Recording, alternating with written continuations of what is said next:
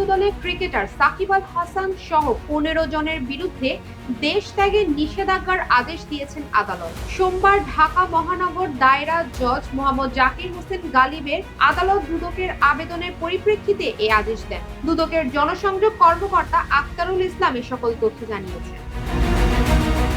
বিদেশ যাত্রায় নিষেধাজ্ঞা দেয়া বাকি অন্য ১৪ জন হলেন সমবায় অধিদপ্তরের উপনিবন্ধক মোহাম্মদ আবুল খায়ের ও তার স্ত্রী কাজী সাদিয়া হাসান, আবুল কালাম মাতবর ও তার স্ত্রী কণিকা আফরোজ, ছেলে মোহাম্মদ বাশার ও সাজেদ মাতবর, আলেয়া বেগম, কাজী ফুয়াদ হাসান, কাজী ফরিদ হাসান, শিরিন আক্তার, জাভেদ এ মতি, মোহাম্মদ জাহেদ কামাল, মোহাম্মদ হুমায়ুন কবির এবং তানভীর নিজাম।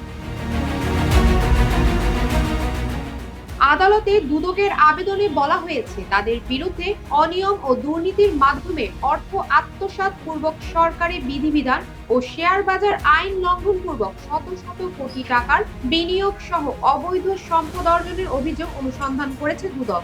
অনুসন্ধানকালে জানা যায়, অভিযোগ সংশ্লিষ্ট ব্যক্তিরা দেশ ত্যাগ করে অন্য দেশে পালিয়ে যাওয়ার চেষ্টা করছেন। বিধায় সুষ্ঠু অনুসন্ধানের স্বার্থে এসব ব্যক্তিদের বিদেশ গমনে নিষেধাজ্ঞা জারি করা হয়েছে। গত ১৯ জানুয়ারি চেক প্রতারণার মামলায় ক্রিকেটার সাকিব আল হাসানের বিরুদ্ধে গ্রেফতারি পরোয়ানা জারির আদেশ দেন ঢাকার চিফ মেট্রোপলিটন ম্যাজিস্ট্রেট আদালত। উল্লেখ্য, সাকিব আল হাসান ২০১৪ সালের নির্বাচনে আওয়ামী লীগের মনোনয়নে মাগুরা থেকে সংসদ সদস্য নির্বাচিত হন। এরপর গত বছর আওয়ামী লীগ সরকারের পতনের পর থেকে যুক্তরাষ্ট্রে অবস্থান করছেন তিনি। শ্রাবণী সরকার, গ্লোবাল ভয়েস 24।